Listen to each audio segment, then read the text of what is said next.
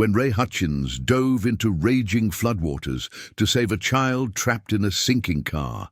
He never imagined he was rescuing the son of one of America's wealthiest tech moguls. With his crops destroyed and facing imminent foreclosure on his third generation family farm, Ray awoke 1 week later to the sound of luxury vehicles rumbling up his driveway and discovered that Alexander Chen, the billionaire CEO of Aquatech Innovations, had arrived with an offer that would change everything. Before we dive deeper, tell us where you're watching from, and if this story touches your heart, make sure you're subscribed, because tomorrow I've got something even more incredible waiting for you.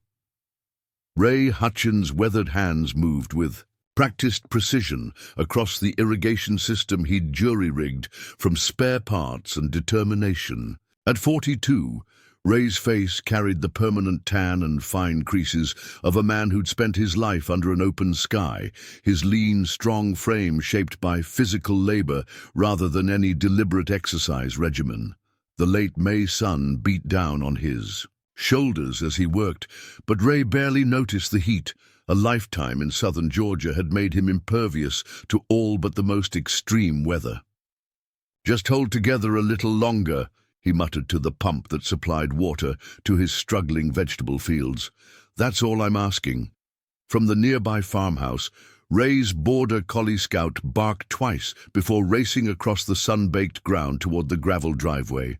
A battered pickup truck approached, its familiar engine noise announcing Ray's younger sister Maggie before she came into view.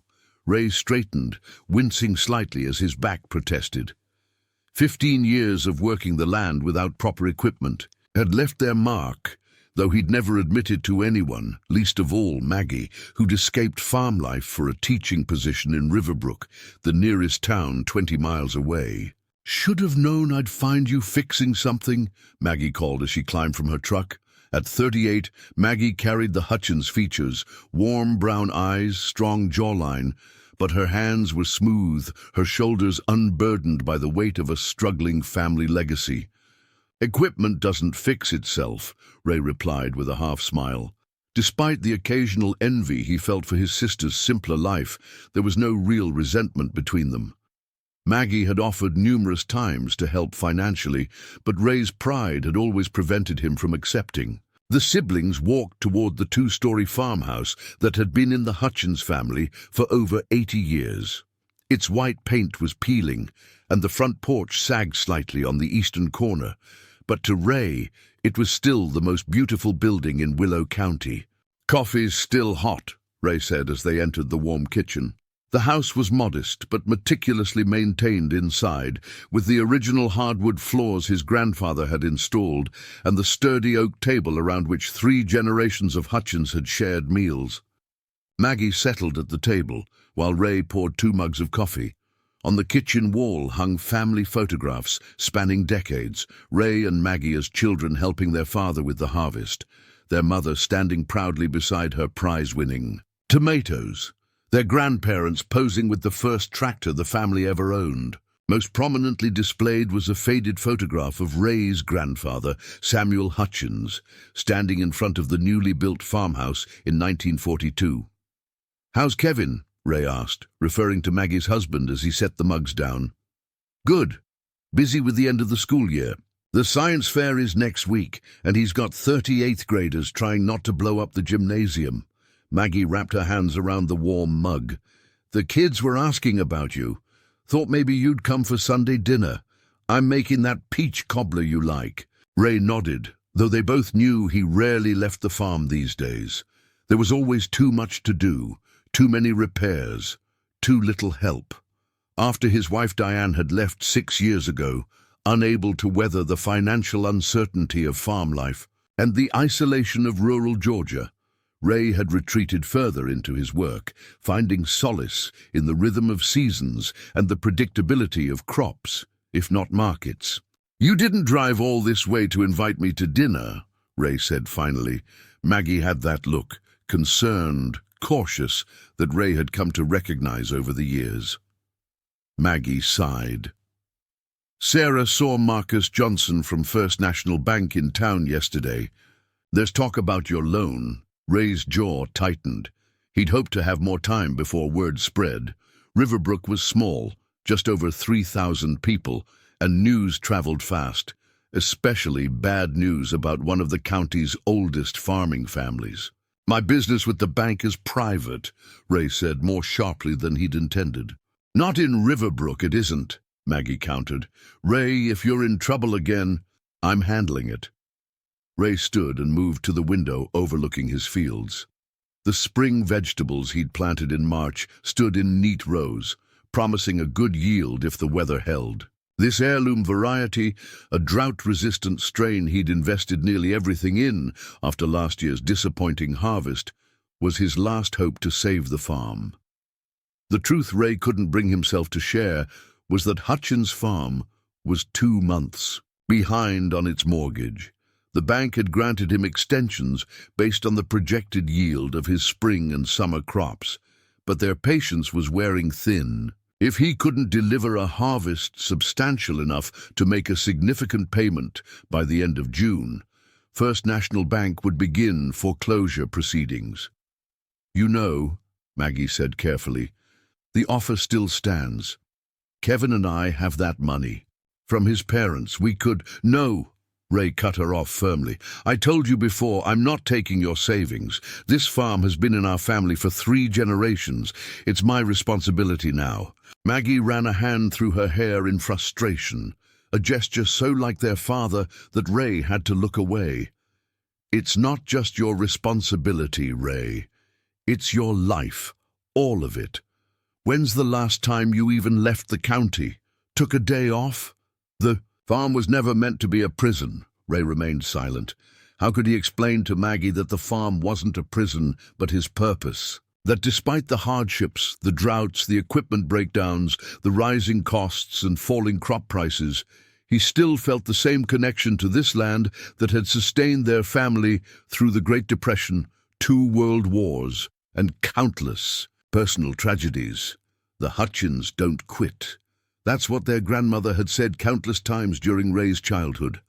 Her words had carried him through Diane's departure, through the crop failures, through the lonely nights when the enormity of preserving the family legacy threatened to crush him.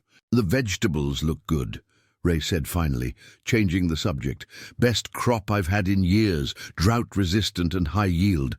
If the weather holds, I should have enough to settle with the bank and have seed money for fall planting. Maggie looked skeptical, but didn't press further. She knew her brother well enough to recognize when a subject was closed. Instead, she reached into her purse and withdrew a small, wrapped package. Early birthday present, she said, pushing it across the table. Kevin found it online. Ray unwrapped it carefully to find a framed photograph, a newly restored version of the oldest family photo they possessed, showing their grandfather standing proudly on the land he'd just purchased in 1939, 3 years before the house was built. Kevin found someone who specializes in restoring old photographs, Maggie explained. Thought you might like to have it for the wall. Ray ran his finger along the frame, emotion tightening his throat. In the photo, Samuel Hutchins stood tall. Despite his visible exhaustion, his eyes reflecting the same determination Ray saw in the mirror each morning. Thank him for me, Ray managed, setting the photograph carefully on the table beside the family Bible that contained records of births, deaths, and harvests stretching back over 80 years. They talked for another hour about Maggie's students, about the county's declining population as more young people left for cities, about the weather forecast that predicted heavy rain in the coming week. What remained unspoken was their shared fear that Ray might be the last Hutchins to farm this land, that a legacy nearly a century in the making might end on his watch. The next morning dawned grey and ominous, the kind of heavy sky that makes Georgia farmers eye their fields with concern. Ray rose before daybreak, as he had every day since childhood, moving through his morning routine with practiced efficiency. Coffee brewing, scout fed, weather report checked, and a hearty breakfast of eggs and grits to fuel the day's labor. Ray's Kitchen radio crackled with the local station's morning farm report as he pulled on his worn work boots. And farmers across Willow County should prepare for what meteorologists are calling potentially historic rainfall, the announcer warned. The National Weather Service has issued a flash flood warning beginning this afternoon, with accumulations of 8 to 10 inches possible by tomorrow. The Willow River is expected to crest at least 3 feet above flood stage. Ray frowned, moving to the kitchen window. The leaden sky betrayed every sign of the coming deluge, but he'd lived in Georgia long enough to know that weather forecasters often exaggerated. Still, he couldn't take chances, not with his entire future riding on this crop.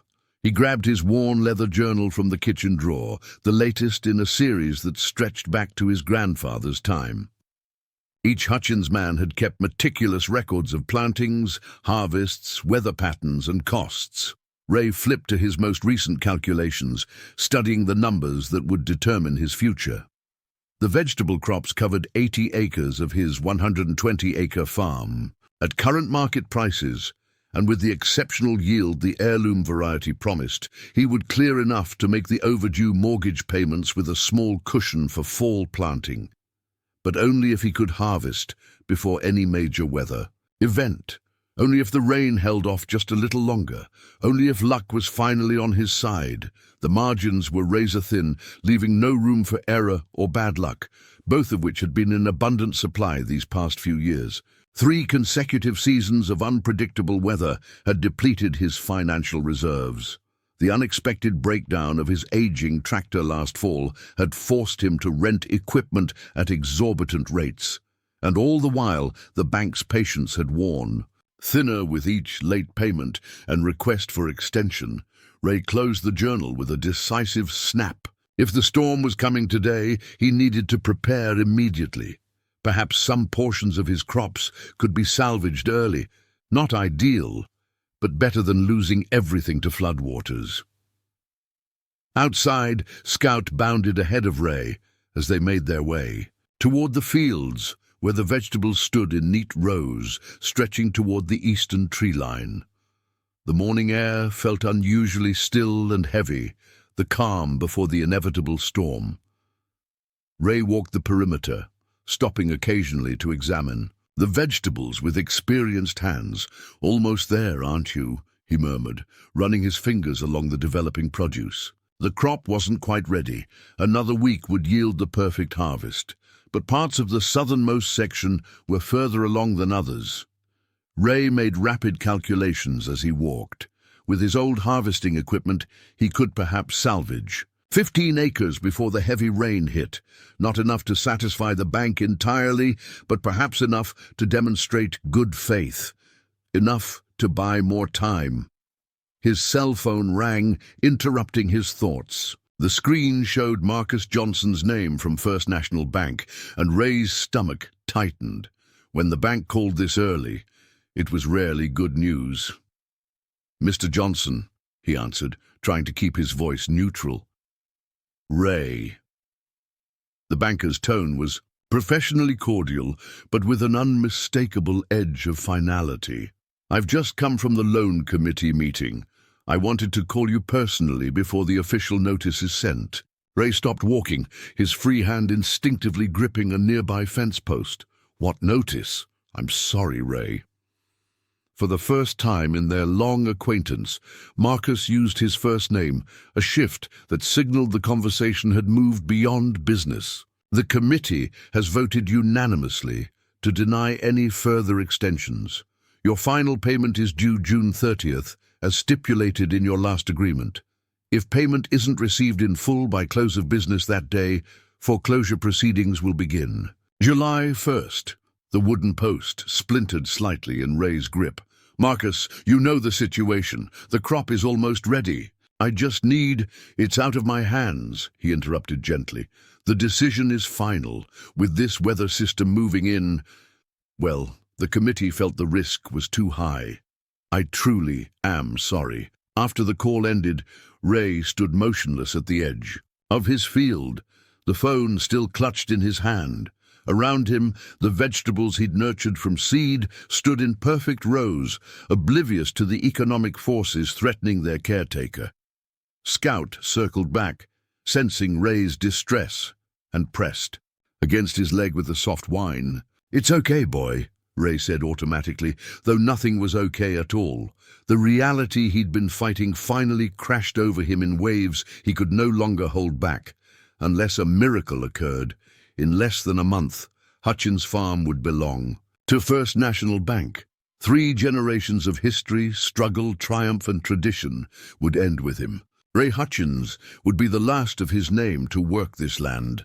He looked around at the fields his family had tended for nearly a century, where his father had taught him to drive a tractor at age 7, where his grandfather had weathered the boll weevil crisis by switching to vegetables when no one thought they'd sell, where his great-grandfather had staked his claim and built a legacy from nothing. "I'm sorry," he whispered, though to whom?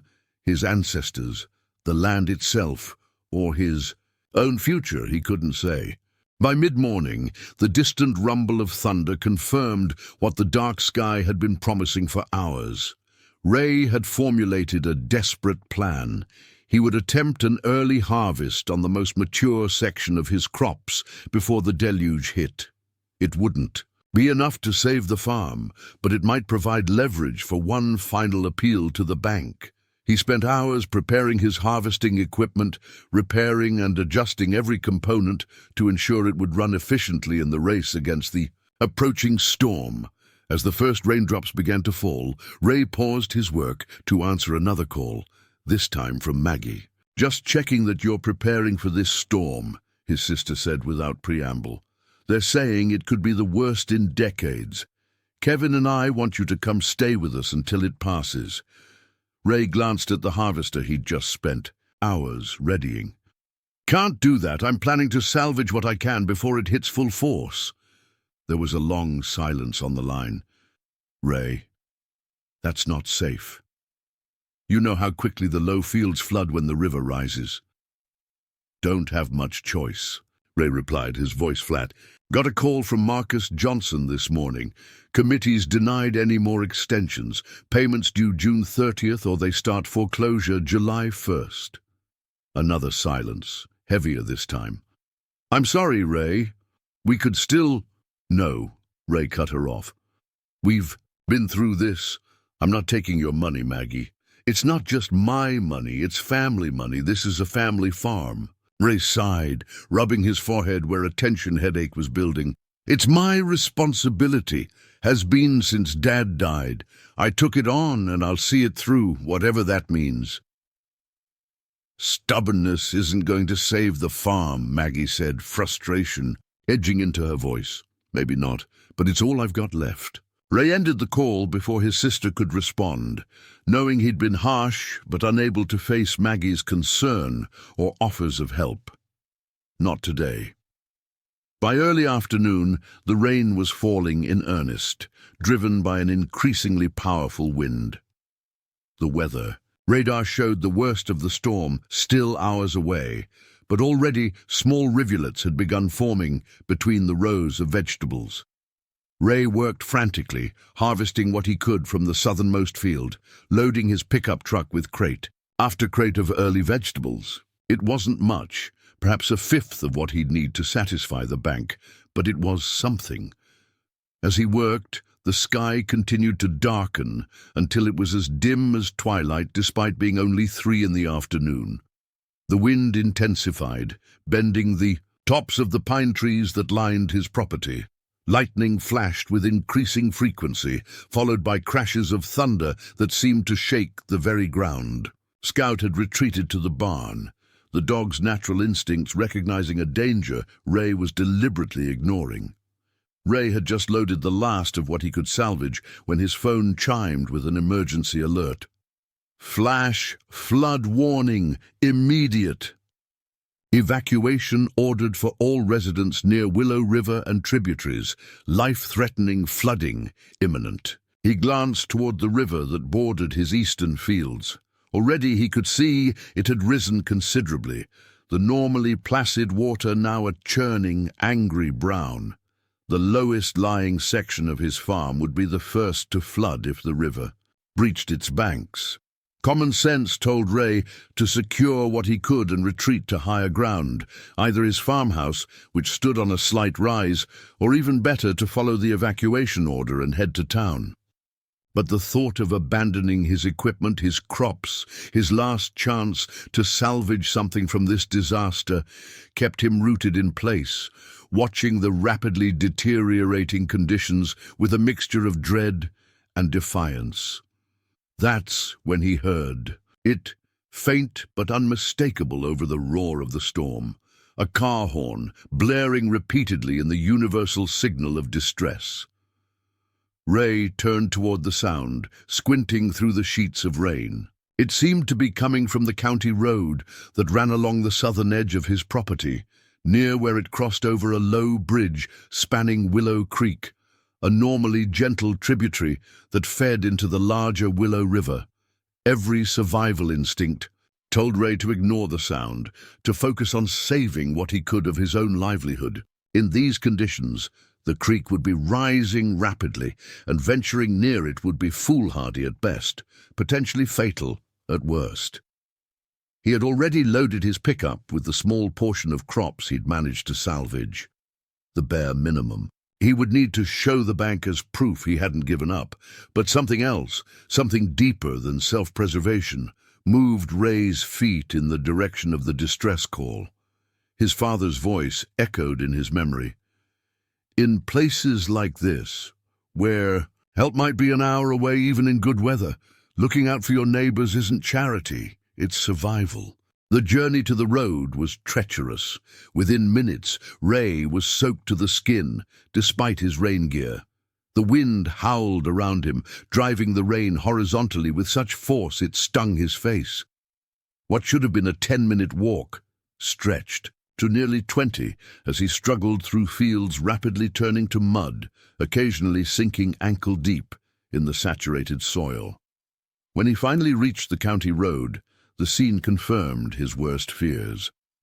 The creek had indeed risen dramatically, and the rushing water was now lapping at the underside of the bridge. Just beyond the bridge, partially in the water, was a luxury SUV, clearly not built for rural Georgia backroads despite its all-wheel drive. City car, city driver, Ray thought grimly. As he approached, the true danger of the situation became immediately apparent.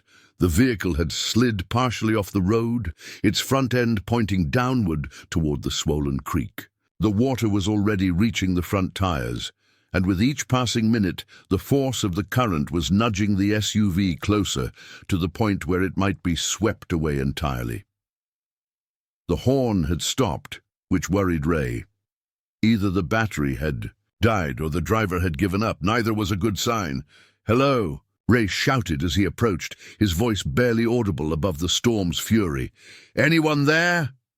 He reached the driver's side door and peered through the rain-streaked window. What he saw made his blood run cold. A man in the driver's seat, appearing, dazed and semi-conscious, blood trickling from a cut on his forehead. In the back seat, strapped into a child's safety seat, was a boy of perhaps 8 or 9, wide-eyed with terror. Ray pounded on the window, startling the man into awareness. The driver turned with an expression of desperate hope, fumbling to unlock the door as recognition of rescue penetrated his shock. "Thank God," the man gasped as Ray wrenched the door open against the wind. The road. It was fine 1 minute, then underwater the next. "I tried to brake, but we hydroplaned and—" "Are you hurt badly?" Ray cut in, assessing the situation quickly. The gash on the man's head was bleeding freely, but didn't appear life-threatening. More concerning was the vehicle's position, which was becoming more precarious by the minute as the creek continued to rise. "I think I hit my head on the steering wheel," the man said, touching his wound gingerly. "But my son, can you help my son?" Ray glanced again at the boy in the back seat. The child was clearly terrified but physically unharmed. "What's your name, buddy?" Ray asked, trying to keep his voice calm and reassuring despite the urgency. "Of the situation, Ethan," the boy whispered, his voice barely audible over the storm. "Okay, Ethan, I'm Ray. We're going to get you and your dad out of here, but you need to be brave. Can you do that?" The boy nodded solemnly, his eyes never leaving Ray's face. Ray turned back to the father. "Can you walk? We need to move quickly. This bridge isn't going to hold much longer, and your vehicle could be swept away any minute." The man nodded, though uncertainty flickered across his face. "I think so. I'm Alexander, by the way. Alexander Chen. We were trying to reach the interstate before the worst of the storm hit. GPS routed us this way as a shortcut." The name stirred, a vague sense of recognition in Ray. But there was no time to place it. The creek was visibly rising, water now reaching halfway up the SUV's front tires. Ray reached past Alexander to unbuckle his seatbelt. "Let's get your son first. Then I'll help you. We need to head to my farmhouse. It's on higher ground, about half a mile from here." Moving quickly but carefully, Ray opened the rear door and unbuckled Ethan from his booster seat.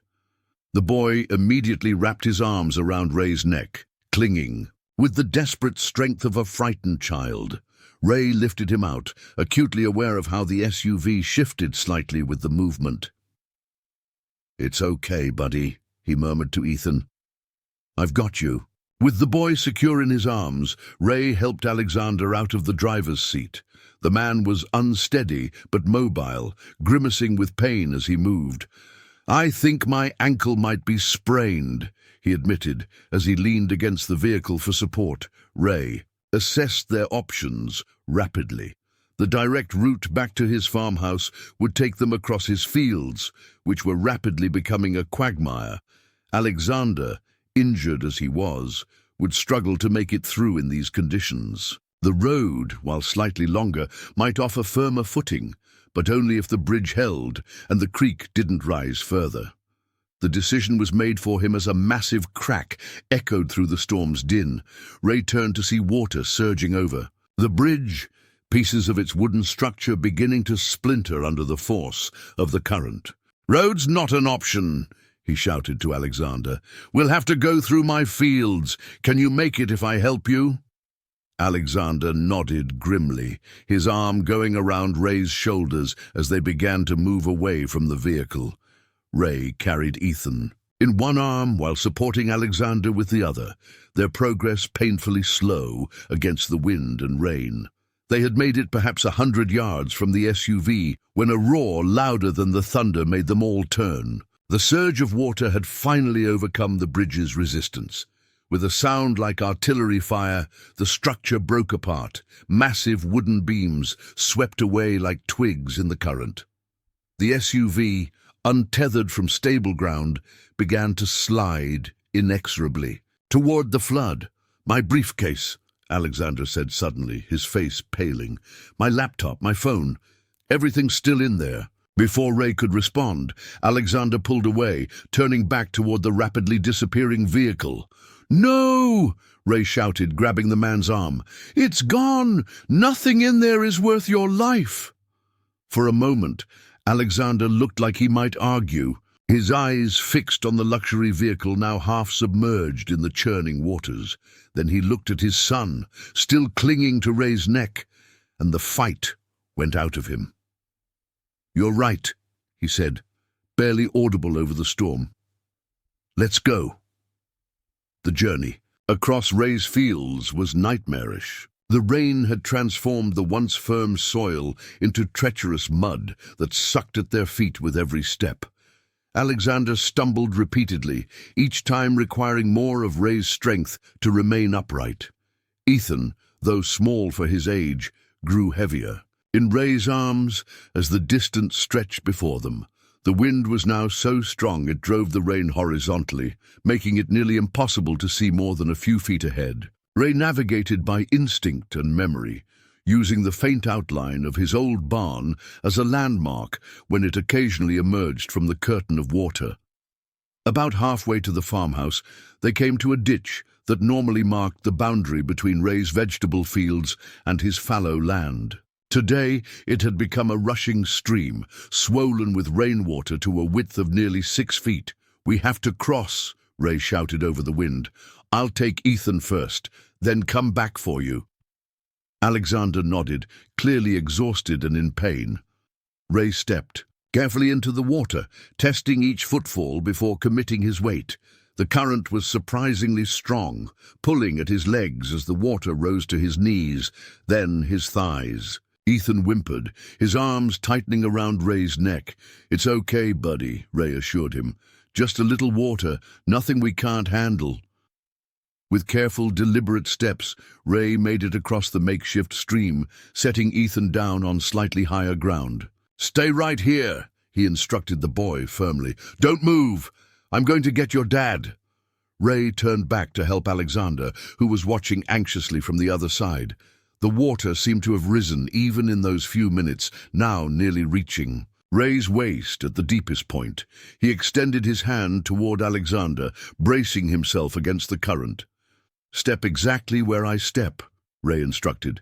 "It's not too deep, but the current is strong." Alexander nodded, gripping Ray's hand with surprising strength as he stepped into the water. His face contorted with pain as his injured ankle took weight, but he pressed forward, following Ray's guidance. They were nearly across when Alexander's foot slipped on the muddy bottom. He lurched forward with a cry of pain, his full weight suddenly pulling on Ray's arm. Ray staggered but managed to keep them both upright, hauling Alexander the last few feet to safety.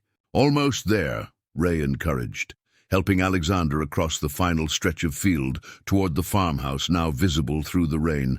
"Just a little further." By the time they reached the farmhouse porch, all three were exhausted, soaked to the skin, and coated in mud.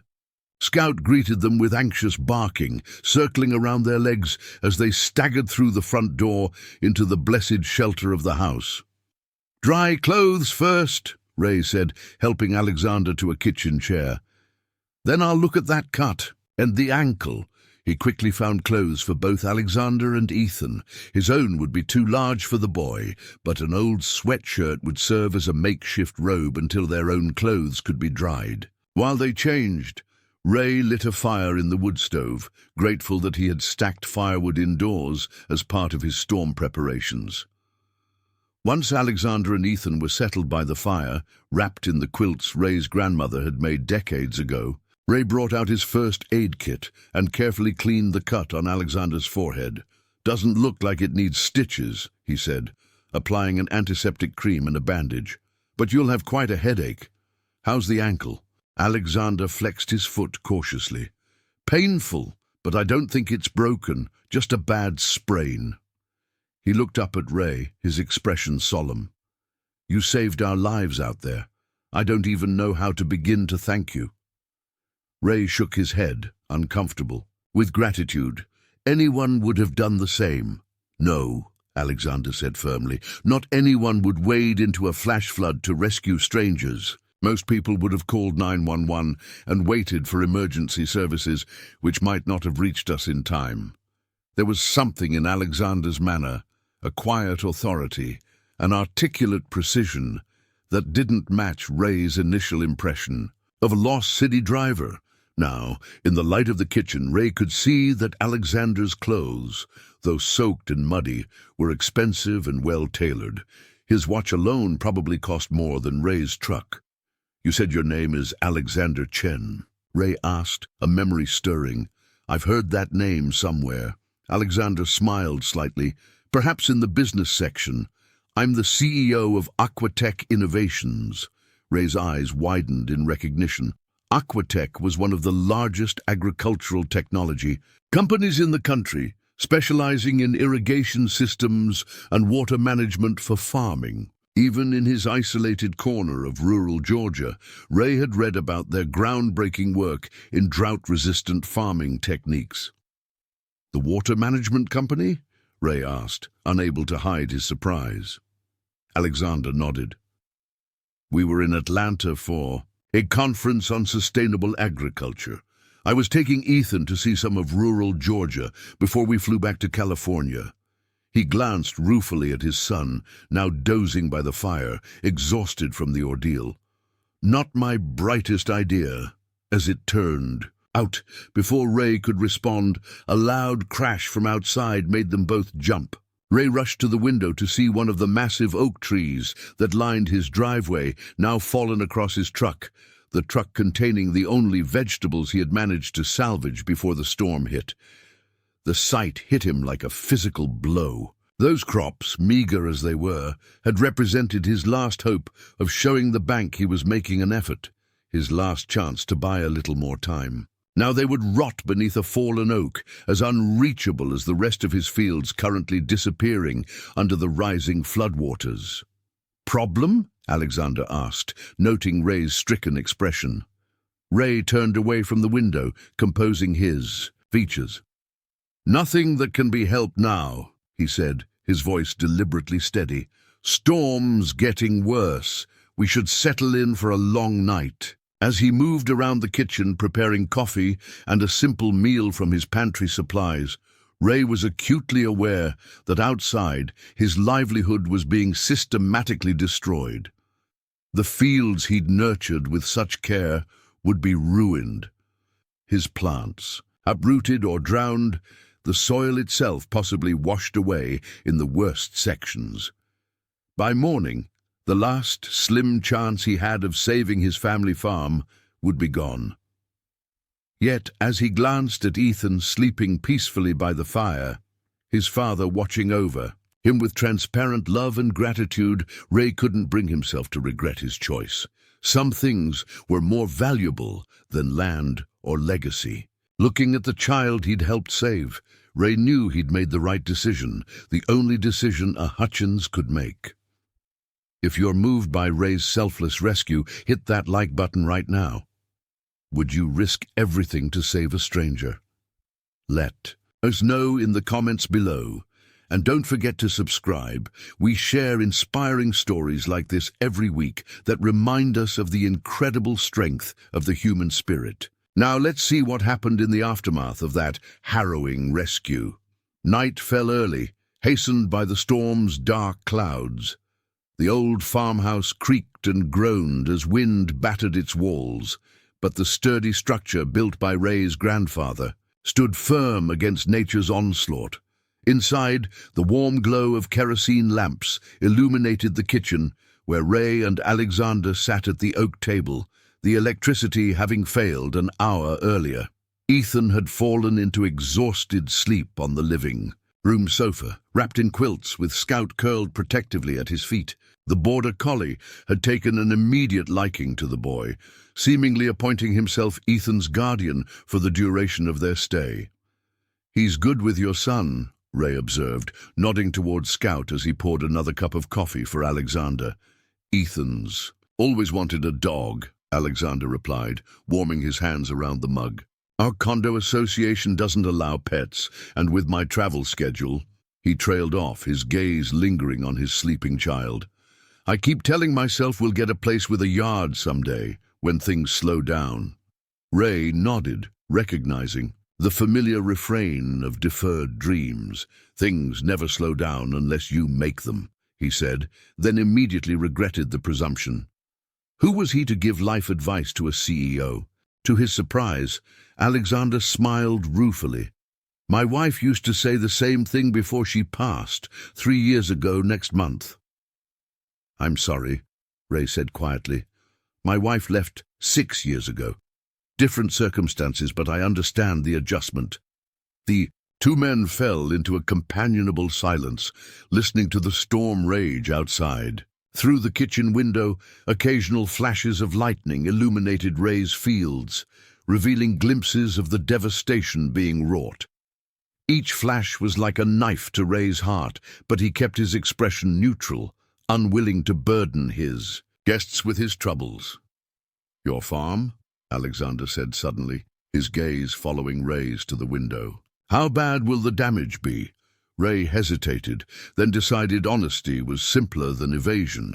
"Total loss, most likely. The fields are in the lowest part of the property. Even a normal heavy rain can cause temporary flooding in spots. This," He gestured toward the window as thunder crashed overhead. "This will wash away most of what I planted. What isn't washed away will be drowned." "Insurance," Ray gave a short, humorless laugh. "Basic coverage for the buildings and equipment, not for crop loss from weather events. Premiums were too high. For my operating budget." Alexander nodded thoughtfully, his expression revealing nothing. "And this was to be your main harvest for the year." "It was my last chance," Ray admitted, the weight of the situation finally finding voice. "Farm's been struggling for years. Smaller operations like mine can't compete with corporate agriculture anymore. Banks don't see us as viable investments." He stared into his coffee, surprised at how easily he was sharing details he'd kept hidden even from Maggie. "I had until the end of June to make a payment or face foreclosure. Those vegetables were my only shot." For a long moment, Alexander said nothing, his eyes studying Ray with an intensity that made him slightly uncomfortable. Finally, the CEO spoke, his voice quiet but clear, even over the storm's fury. "You knew all this when you left your fields to help us," he said. It wasn't a question. Ray shrugged, embarrassed by the implied praise. "Your lives mattered more than vegetables." "Most people would say that," Alexander observed. "Few would actually live it when faced with losing everything." Before Ray could respond, his cell phone rang, startling them both, as service had been spotty at best since the storm began. The screen showed Maggie's name, and Ray answered quickly. "Ray? Thank God." His sister's voice came through, thick with relief. "We've been trying to reach you for hours. The news is showing catastrophic flooding all through the county. Are you okay?" "I'm fine," Ray assured her. "Power's out, but the house is holding up. Got a couple of unexpected guests riding out the storm with me." He explained briefly about the rescue, downplaying the danger and his own role in it. Throughout, Alexander watched him with that same thoughtful expression, occasionally sipping his coffee. "The road to your place is completely underwater, according to the emergency alerts," Maggie said, after expressing appropriate amazement at Ray's rescue story. "They're saying no travel until at least tomorrow afternoon. Will you be okay for supplies?" "We'll manage," Ray said, mentally inventorying his pantry. He had always kept a well-stocked emergency supply, a habit instilled by his father and grandfather. "How are things in town?"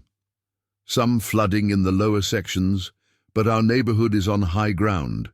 Kevin's school is being used as an emergency shelter." Maggie paused, clearly hesitant to ask the question foremost in her mind. "Ray, your fields?" Ray swallowed hard. "Gone, Maggie. All of it." The silence that followed was heavy with understanding. Finally, Maggie spoke, her voice gentle. "We'll figure something out, Ray. The farm's been through hard times before." "Yeah," Ray agreed, knowing that this time was different, but unwilling to burden his sister further. "Listen, battery's low. I should go. We'll talk tomorrow when the storm passes." After ending the call, Ray sat staring at the phone in his hand, the reality of his situation settling over him with crushing finality. 3 generations of Hutchins had weathered drought, pests, economic downturns, and personal tragedies to keep this land. Now, on his watch, it would be lost, not due to any failure of character or effort, but simply because the economics of modern agriculture had made small family farms unsustainable. "Your sister?" Alexander asked, breaking into Ray's thoughts. Ray nodded. "Worried about me, about the farm." He set the phone down, forcing himself back to the present moment and his responsibilities as a host. "Should check on that ankle of yours before we lose the light completely." Alexander allowed the change of subject, extending his leg so Ray could examine the injured ankle. The swelling had increased, and Alexander winced as Ray gently probed the area. "Definitely a sprain," Ray concluded. "I'll get some ice from the freezer while the refrigerator's still cold, wrap it properly, and you should stay off it as much as possible." As Ray tended to Alexander's injury with the same careful attention he gave to all tasks, a strange sense of peace settled over him.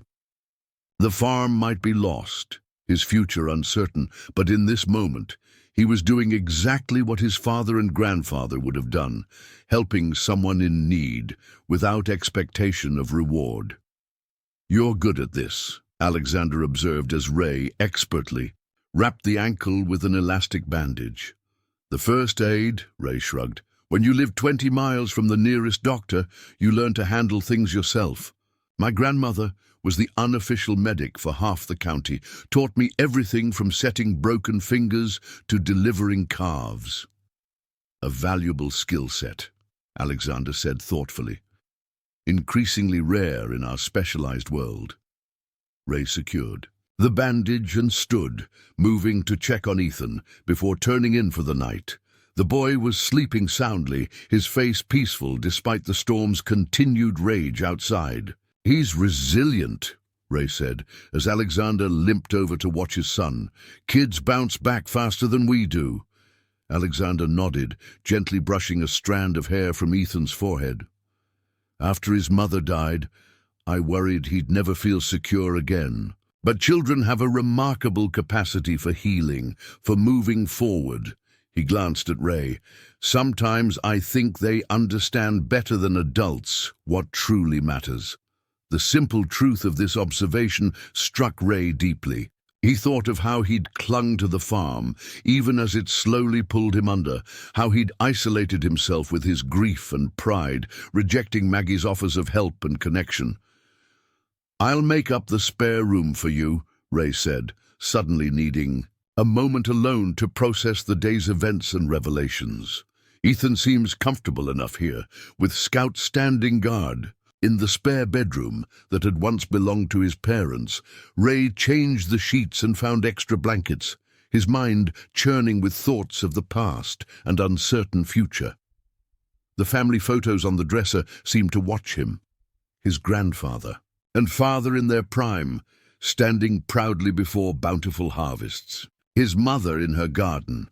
Ray himself as a boy, learning to drive the tractor under his father's watchful eye. "I tried," he whispered to those frozen faces. "I really tried." When he returned to the living room, he found Alexander standing at the window, staring out into the storm-lashed darkness. The CEO turned at Ray's approach, his expression unreadable in the lamplight. "Room's ready when you want it," Ray said. "Not fancy, but dry and warm." Alexander nodded thanks, but made no move toward the bedroom. Instead, he asked a question that caught Ray completely off guard. "Have you considered alternative uses for your land, beyond traditional crop farming?" Ray blinked, surprised by the sudden shift to business.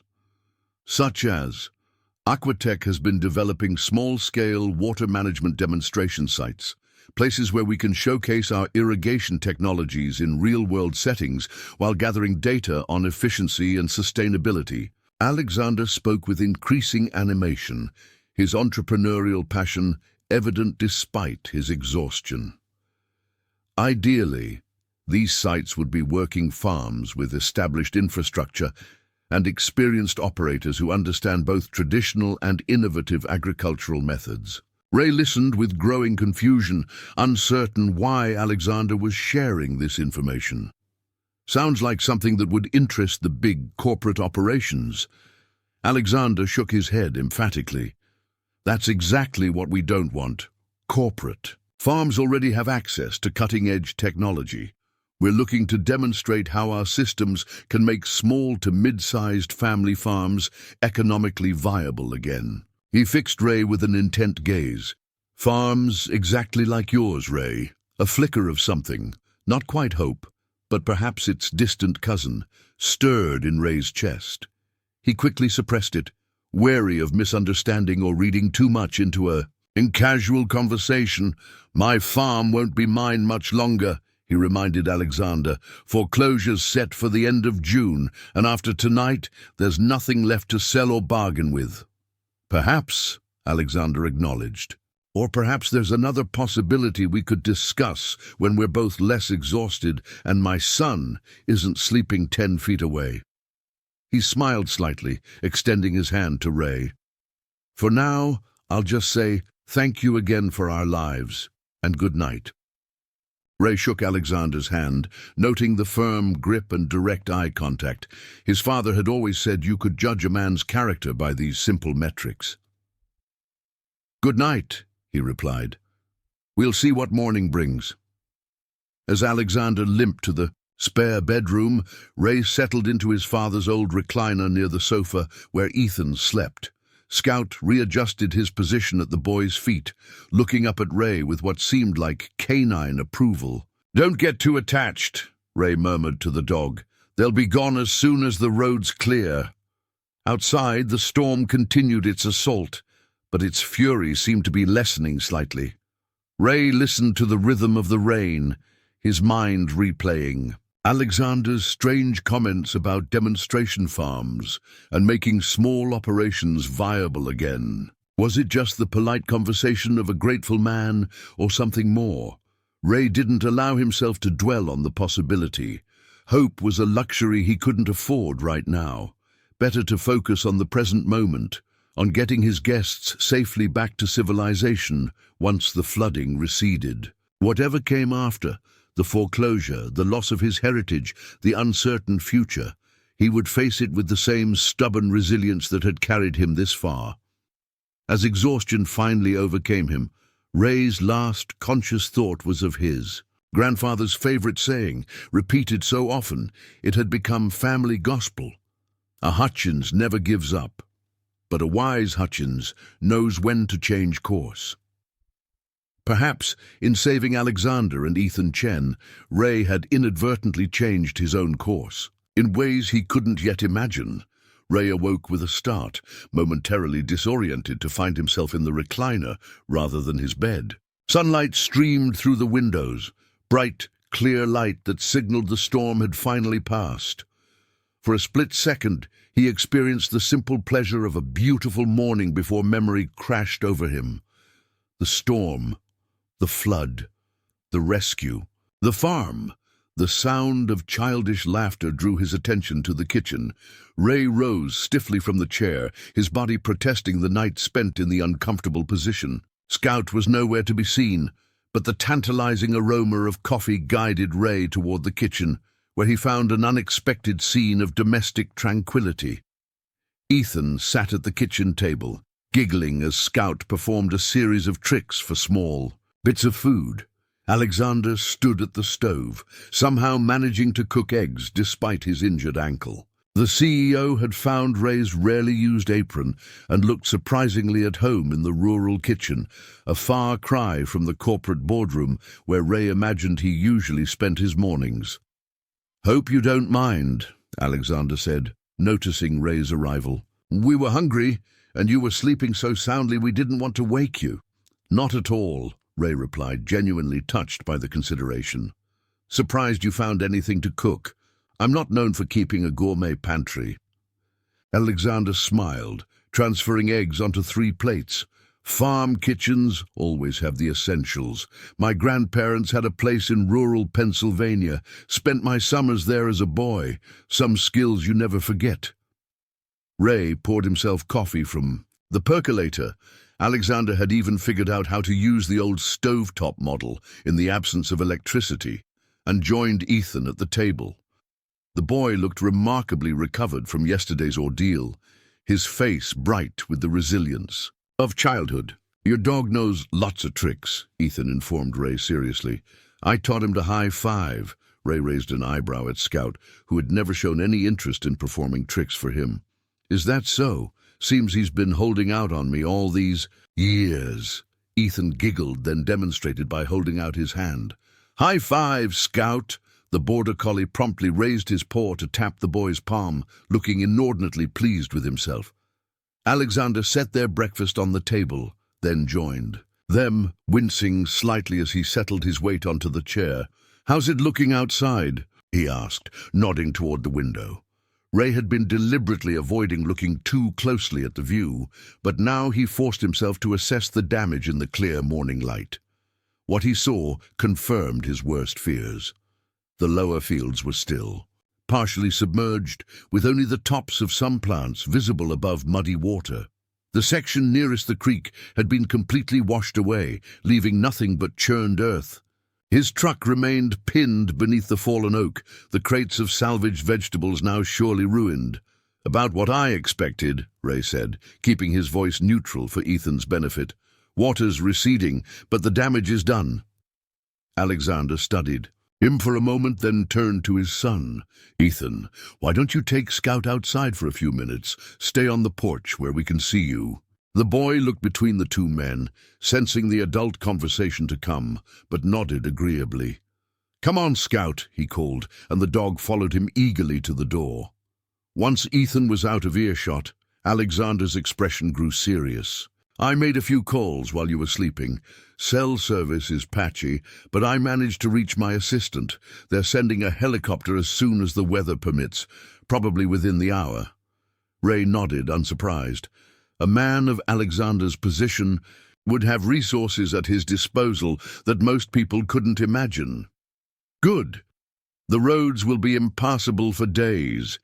You and Ethan should get back to civilization as soon as possible." "About what I mentioned last night," Alexander continued, his tone shifting to something more formal, more businesslike. "The demonstration farm concept. I was serious, Ray."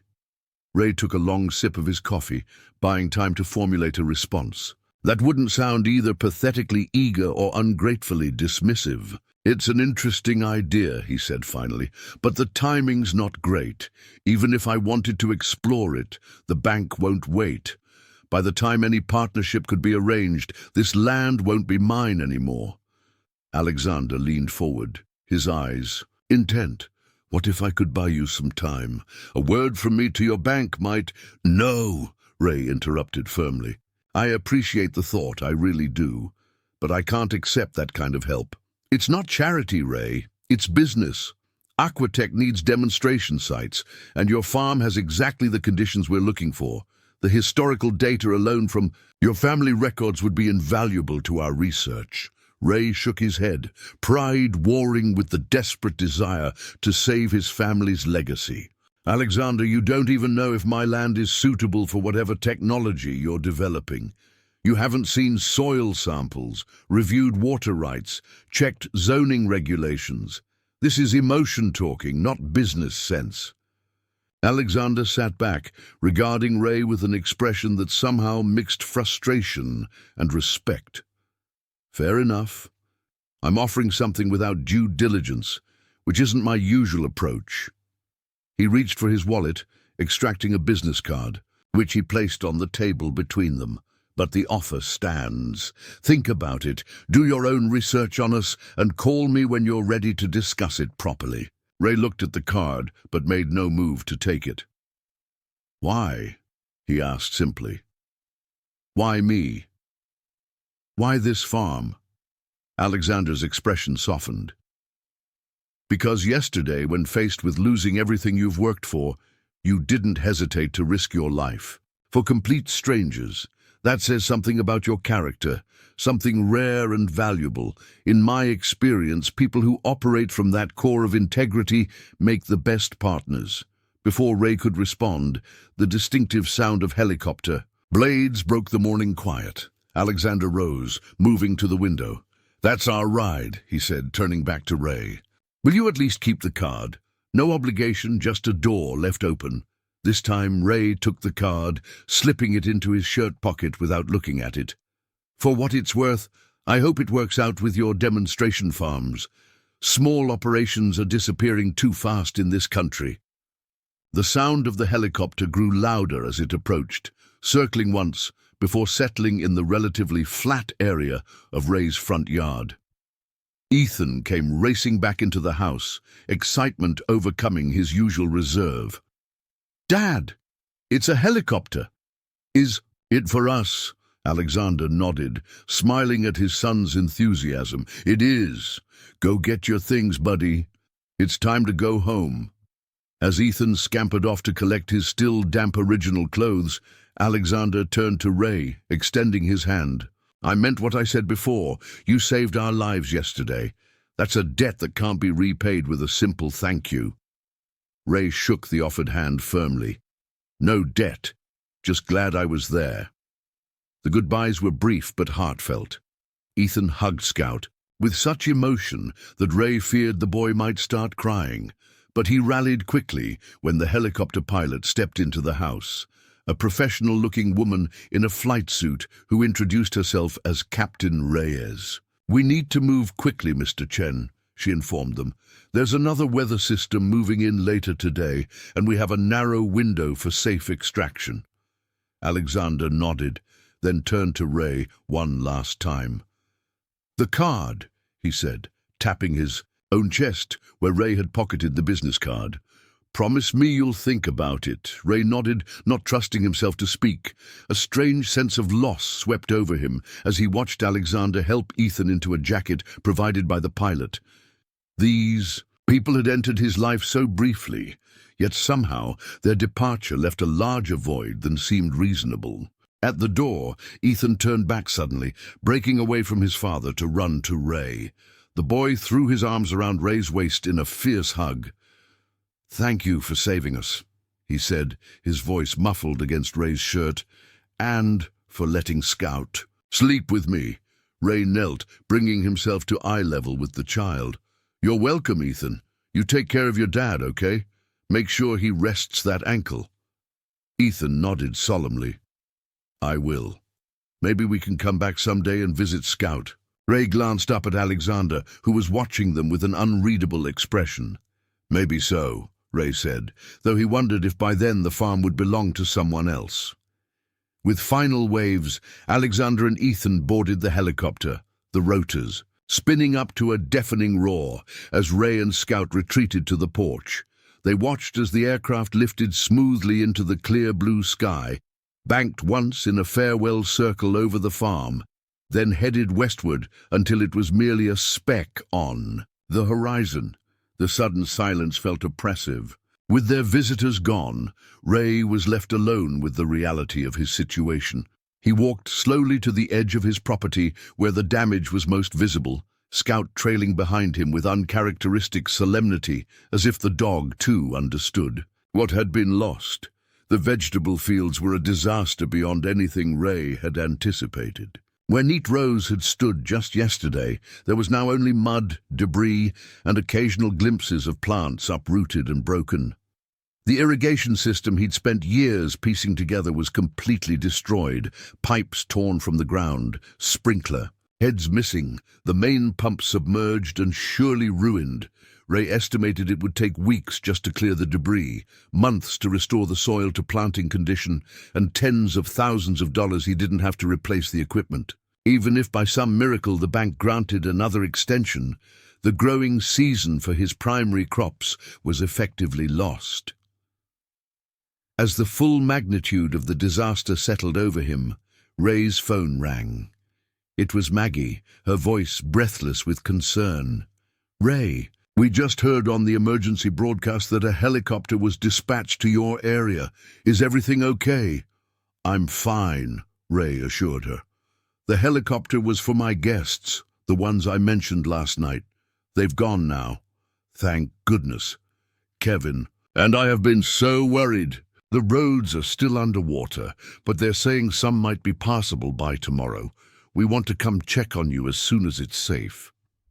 Ray hesitated, reluctant to worry his sister further, but knowing she would discover the truth soon enough. "Maggie, it's bad. The crops, the equipment, it's all gone." There was a long silence before Maggie spoke again, her voice gentle but firm. "Then you'll come stay with us while you figure things out. The spare room is all ready." The offer, kindly meant, struck Ray like a physical blow. Moving to town, living on his sister's charity, it represented a final admission of defeat he wasn't ready to make. "Let's not get ahead of ourselves," he said, striving for a lightness he didn't feel. "I need to fully assess the damage first, talk to the bank, see what options might be available." Ray Hutchins, Maggie said, and he could picture her standing with one hand on her hip, the way she did when preparing to deliver a lecture. This isn't the time for pride. You've done everything humanly possible to save that farm. If it can't be saved, that's not on you. Ray gazed across the ruined fields to the farmhouse in the distance, the home his grandfather had built, where 3 generations of Hutchins had been born and raised. "I hear you," he said finally, "but I'm not ready to walk away. Not yet." After ending the call with promises to keep Maggie updated, Ray made his way back to the house. Scout trotted ahead, seemingly eager to leave behind the mud and destruction for the familiar comfort of the farmhouse. Ray paused on the porch, struck by a sudden memory of his father standing in this exact spot after a particularly devastating hailstorm that had destroyed an entire corn crop. "Nature can take it all away in an hour," his father had said, "but the land remains. As long as we have the land, we have a future." Ray wondered if his father would still believe that in today's agricultural economy, where small farmers were being squeezed out by massive corporate operations and foreign imports, the land might remain, but its value, at least as a traditional family farm, seemed increasingly questionable. Inside, Ray found himself drawn to the kitchen table where Alexander had left the business card. He studied it properly for the first time. Expensive cardstock, understated design, the Aquatech logo, a subtle blue wave. Alexander Chen, CEO and founder. Direct line and email, nothing flashy or ostentatious, yet it somehow conveyed the substantial resources behind it. Ray set the card aside and pulled out his leather-bound farm journal, turning to the financial calculations he'd made just days ago. The numbers stared back at him, stark and unforgiving. Even before the flood, he'd been operating on razor-thin margins.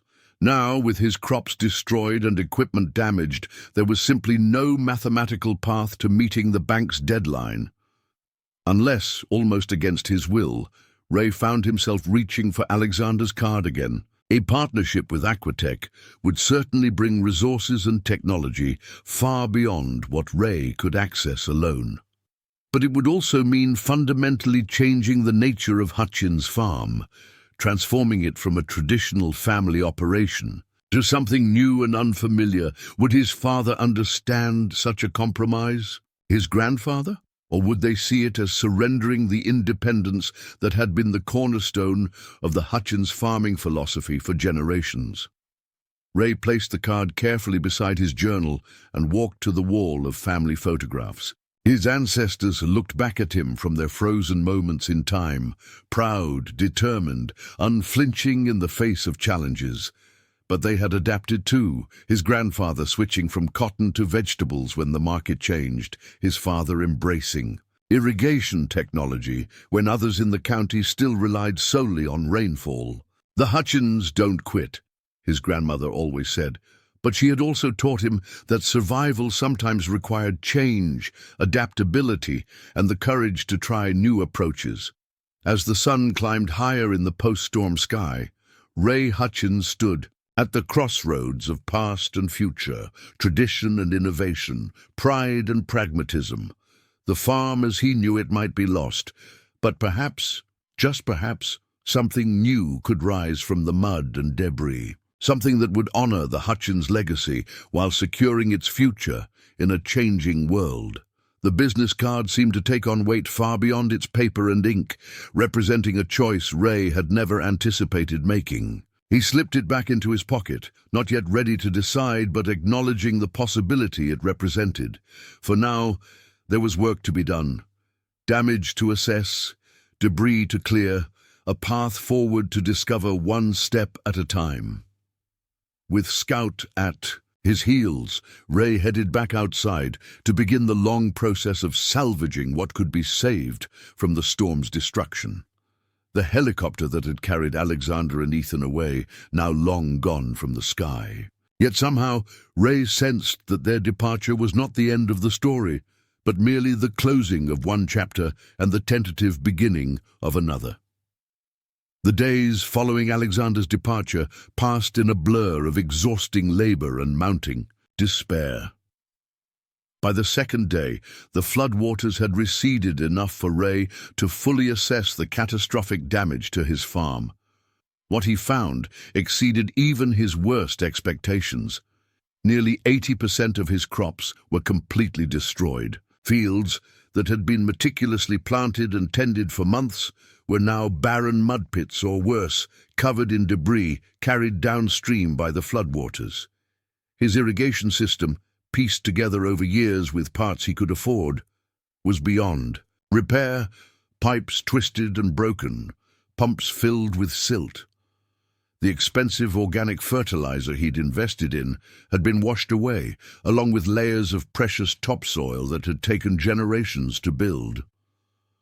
Ray worked from dawn until dusk each day, clearing what debris he could by hand, salvaging the few tools and equipment parts that might still be useful. Each night he collapsed into bed, physically exhausted but mentally alert, his thoughts racing with calculations and scenarios that always ended at the same impossible conclusion. There was no way to save Hutchins' farm in its current form. On the third day, the roads to town were finally cleared enough for limited travel. Ray drove his old pickup, freed from beneath the fallen oak with the help of a neighbor's tractor, into Riverbrook for supplies. The small town had suffered its own damage from the flooding, though not as severely as the outlying farms. Main Street businesses were busy with cleanup, storefront windows displaying hand-painted signs declaring "Willow County Strong" and "We'll rebuild together." Ray's first stop was the hardware store, where he hoped to find some replacement parts for his well pump. As he entered Murphy's Hardware, conversations paused and heads turned. Ray was accustomed to the familiar friendliness of small-town life, but this was different, a sort of hushed respect that made him instantly uncomfortable. Old Pete Murphy emerged from behind the counter, wiping his hands on his perpetual apron. "Ray Hutchins," he said, his voice carrying through the suddenly quiet store. "Man of the hour." Ray froze, confused, as several customers moved toward him with expressions of admiration. "What?" Pete gestured to the television mounted in the corner of the store, which was playing the local news on mute. On screen was a photograph Ray didn't recognize, himself standing on his porch beside Alexander and Ethan Chen, Scout at the boy's feet. The caption read, "Local farmers' heroic flood rescue of tech CEO and son." "You're all over the news, Ray," Pete explained, clapping him on the shoulder. "Channel 8 did a whole segment on how you risked your life saving that CEO fellow and his boy. Said you lost your entire crop in the process." Ray's stomach tightened with embarrassment. "How did they get that story or that photo?" "The CEO himself released a statement," said Sarah Williams, who taught with Maggie at the elementary school. "Called you an American hero who embodies the highest values of rural communities. They interviewed folks from town about you, too." Ray shook his head, deeply uncomfortable with the attention. "Just did what anyone would do," he muttered. Not anyone would have waded into floodwaters when their own livelihood was washing away, Pete countered. "Look, I know it's awkward, but people around here are proud of you, Ray. You represented the best of Willow County on the national stage." "National?" Ray echoed, horrified. Pete nodded enthusiastically. "Oh, yeah, that Chen fellow's a big deal. His company's worth billions. Story got picked up by the networks. Maggie must be busting with pride." Ray paid for the few items he could afford, enduring the handshakes and backslaps with as much grace as he could muster. By the time he escaped the hardware store, his discomfort had evolved into a smoldering resentment. Alexander had put him in the spotlight without permission, turning a private moment of human decency into public spectacle. This resentment carried Ray to his next stop, First National Bank, where he'd requested a meeting with Marcus Johnson. The bank's brick building had been spared the worst of the flooding, due to its position on higher ground, though sandbags still lined the entrance as a precaution. Inside, Ray was ushered immediately into Marcus's office. another departure from the usual protocol that suggested his newfound celebrity was already affecting how people treated him. "Ray?" Marcus greeted him, standing to shake his hand with unusual warmth. "How are you holding up? I saw the news. What you did was extraordinary." Ray took a seat, determined to keep the conversation professional despite Marcus's familiarity. "My farm is destroyed," he said bluntly. "Crops gone, equipment damaged, soil compromised. I'm here to discuss realistic options before the foreclosure deadline." Marcus's expression shifted from admiration to discomfort. "Yes, of course." He shuffled papers on his desk, clearly gathering his thoughts. "Ray, in light of the circumstances, both the natural disaster and your, heroic actions, the loan committee has authorized me to offer a 90-day extension on your payment deadline." Ray blinked, caught off guard. 90 days. "It's the most we can do within regulatory guidelines," Marcus explained. "The flooding has affected many of our agricultural clients, and the board felt it was appropriate to offer some breathing room. An extra 3 months. Not salvation, but a reprieve." Time to... What? The fundamental equation hadn't changed. The growing season was lost, the equipment still damaged, the soil still needing extensive rehabilitation before it could produce again. "I appreciate the gesture," Ray said finally, because some response was expected.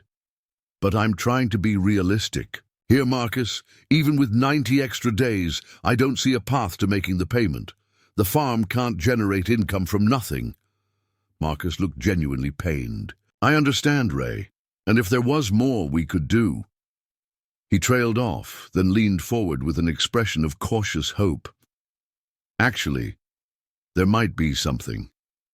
Have you considered reaching out to Mr. Chen directly? From what I've seen in the news, he seems extremely grateful for what you did. A man in his position might have connections, resources..." "No," Ray interrupted firmly, his earlier resentment flaring anew. "I'm not looking for charity, especially not from someone who put me on display without asking." Marcus raised his hands in a placating gesture. "Just a thought, but Ray, there's no shame in accepting help when it's offered freely. Your family has been a pillar of this community for generations.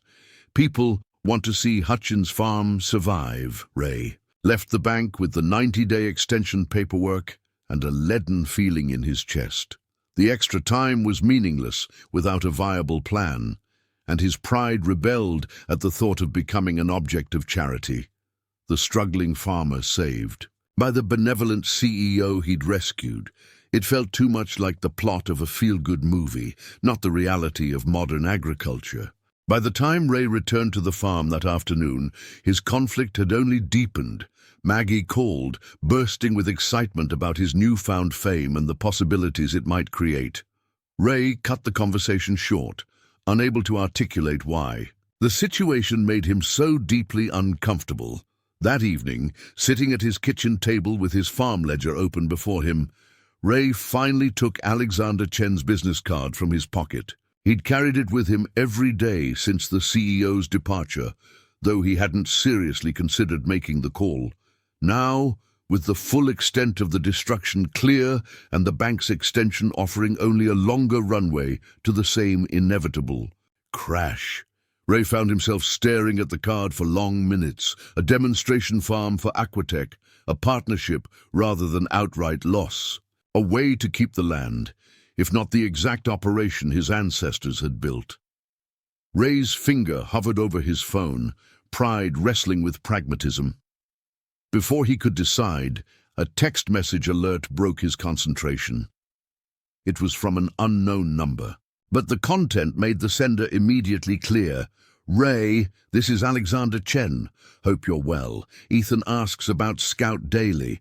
Just checking in to see if you've had a chance to consider our conversation about the demonstration farm concept. No pressure, but I have some new data that might interest you regarding your specific soil conditions. Happy to discuss whenever you're ready." The casual, friendly tone somehow made Ray's resistance stronger. It felt too convenient, too much. like Alexander was swooping in to save the day now that Ray's plight was public knowledge. The fact that Alexander had clearly researched his farm's soil conditions without permission only heightened Ray's unease.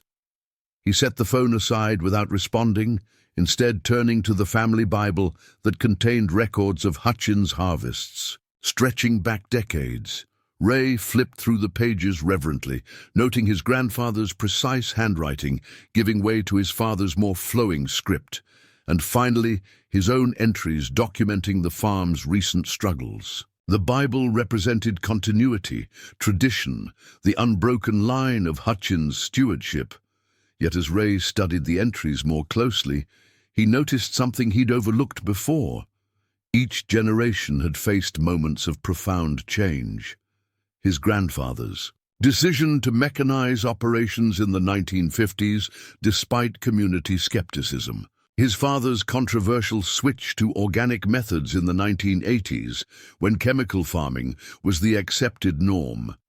The farm had endured not through rigid adherence to tradition, but through thoughtful adaptation while maintaining core values. What were those core values? Not the specific crops they grew or methods they used, but something deeper: stewardship of the land, contribution to the community, integrity in their dealings, resilience in the face of challenges. Ray closed the Bible, his decision still unmade, but his perspective subtly shifting. Would it be a betrayal of the Hutchins legacy to consider Alexander's offer? Or might it actually be consistent with how previous generations had adapted to changing circumstances? He slept poorly that night, and the next 3 days followed a similar pattern. Ray continued clearing debris and assessing damage, his body moving through necessary tasks while his mind churned with the impossible choice before him. He didn't respond to Alexander's text, but neither did he delete it. On the 6th day after the flood, Ray received an unexpected visitor. Marcus Johnson's car pulled up the driveway around mid-morning, the banker looking oddly formal in his suit, as he picked his way across the muddy yard to where Ray was attempting to salvage parts from his damaged tractor. "Ray," Marcus called, waving a folder. "Glad I caught you. There's something important we need to discuss." Ray wiped his hands on a rag, eyeing the banker with suspicion. Unannounced visits from the bank rarely brought good news. "What's happened? Problem with the extension?" Marcus shook his head, an uncharacteristic excitement in his expression. "Actually, it's about a potential opportunity. I've been contacted by a representative from Aquatech Innovations. They're interested in your property, specifically in establishing some kind of agricultural research partnership. They asked me to give you this." He handed Ray the folder, which contained a preliminary proposal on Aquatech letterhead. Ray skimmed it quickly, his pulse quickening despite his determination to remain detached. The outline described a 10-year partnership that would maintain Hutchins' ownership of the land, while providing substantial funding for reconstruction, incorporating cutting-edge water management technology, and establishing the farm as a demonstration site for sustainable small-scale agriculture. "I know this seems like a lot," Alexander said, gesturing to the impressive convoy of vehicles behind him. "But I wanted to show you exactly what we're proposing, not just tell you about it." Ray descended the porch steps slowly, Scout at his heels. The border collie recognized Alexander immediately, greeting him with enthusiastic tail wagging before darting past to investigate the newcomers. "Where's Ethan?" Ray asked, noticing the boy's absence. "With his grandparents. He wanted to come, hasn't stopped talking about Scout. But I thought it best to keep this visit focused on business." Alexander extended his hand. "I hope you don't mind the surprise. When you didn't respond to my messages," Ray shook the offered hand, still processing the scene before him. "It's a bit overwhelming." "I know, but so is losing everything you've worked for." Alexander's tone softened. "Let me introduce you to my team, and then we can talk specifics." For the next hour, Ray found himself in a surreal tour of his own property, led by Alexander but with various Aquatech specialists explaining their vision for different areas of the farm. The agricultural engineer showed him digital renderings of how the fields could be reconfigured with advanced micro-irrigation systems that would reduce water usage by 60%. The soil scientist presented a remediation plan that would restore the flood-damaged earth to productivity within months rather than years. The sustainable agriculture expert outlined how Hutchins' farm could become a teaching facility for other small farmers facing similar challenges. As the team's enthusiasm washed over him, Ray felt his resistance weakening. These weren't corporate raiders looking to exploit his land. They were passionate innovators who saw potential where he had seen only devastation.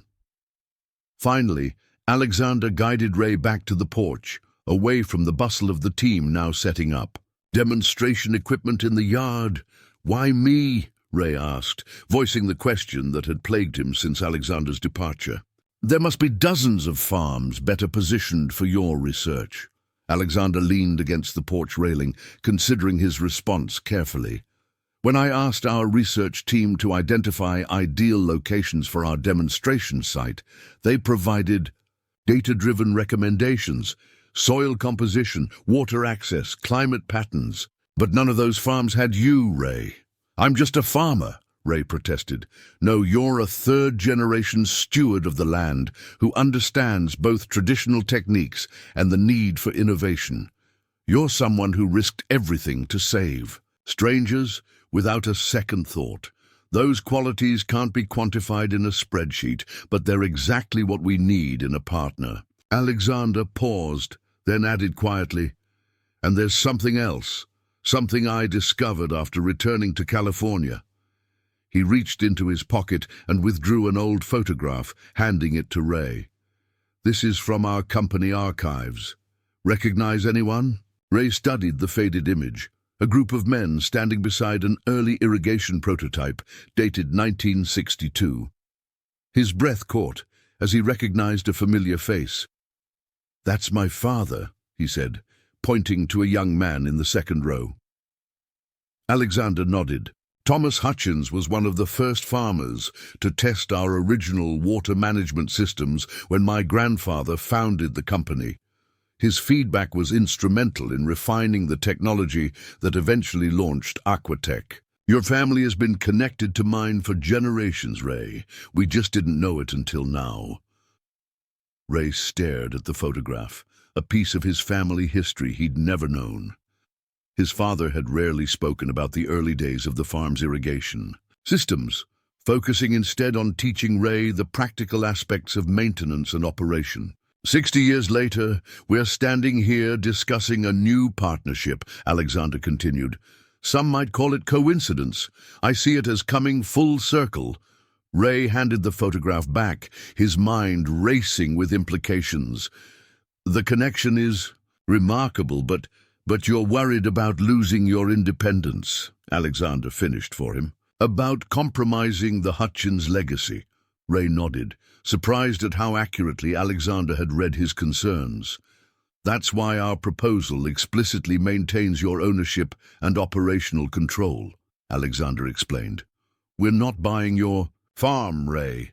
We're investing in a partnership where both parties bring valuable assets to the table. You bring generations of agricultural knowledge and a perfect testing ground. We bring technology and capital. Together, we create something neither could achieve alone. Ray looked out over his property, now bustling with Aquatech personnel. In the failing light, he could almost see the ghosts of his ancestors walking these same fields. His father checking irrigation lines, his grandfather inspecting crops, his great-grandfather turning the first soil. Would they see this moment as defeat or adaptation? The legacy of Hutchins' farm isn't in growing the same crops the same way forever, Alexander said softly, following Ray's gaze. It's in the continuity of stewardship, in caring for this land so it can support generations to come.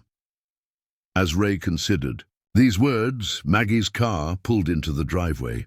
She emerged, staring wide-eyed at the convoy of vehicles and the activity around the farm. When she spotted Ray on the porch with Alexander, she hurried toward them. "Ray, what's all this?" she asked, confusion and hope mingling in her expression. "Potentially the future," Ray replied, making his decision in that moment. He extended his hand to Alexander. "I'm willing to explore this partnership, provided I maintain final say on land usage and we prioritize sustainable practices." Alexander's smile was genuine as he shook Ray's hand firmly. "Those conditions are already built into our proposal. Hutchins Farm will lead the way in showing how traditional family farms can thrive in the modern agricultural landscape." Maggie looked between them, comprehension dawning. "You're saving the farm?" "No," Ray answered, a weight lifting from his shoulders as he spoke. "We're transforming it.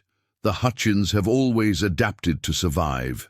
This is just the next evolution." As darkness settled over the property, the Aquatech team set up powerful lights illuminating the farmyard. Under their glow, Ray, Alexander and Maggie began discussing specifics, the first steps in a partnership that would not only save Hutchins Farm, but reinvent it for a new era.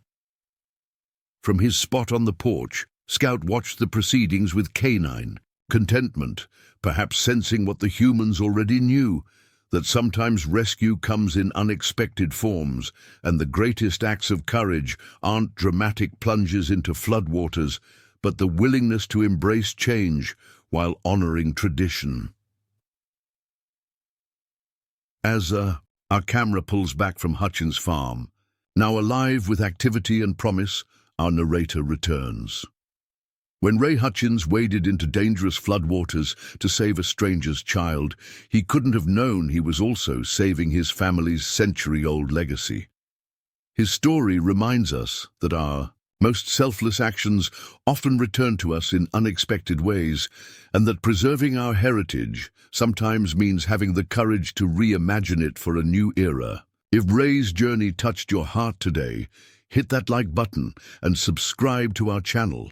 In the comments below, share about a time when an act of kindness, given or received, changed the course of your life in ways you never expected. This is Emma Richardson for Lives Transformed, reminding you that sometimes what seems like the end of a story is actually just the beginning of a better one.